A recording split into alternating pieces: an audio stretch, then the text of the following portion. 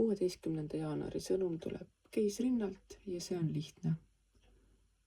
On aeg loovuseks, on aeg tasuks, on aeg külluseks. Kõik, mida sa oled teinud, saab nüüd tasutud. Kõik, mida sa puutud, läheb kasvama.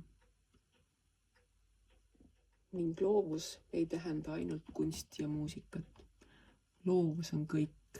Kas sa paned midagi kasvama, see on loovus. See, kui hea meelel sa tööd teed, see on loovus.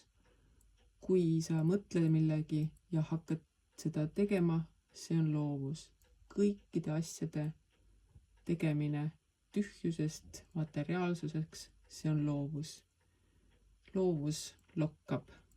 Nii et siin ei ole muud midagi kui ainult annaga minna. Kõik saab tasutud.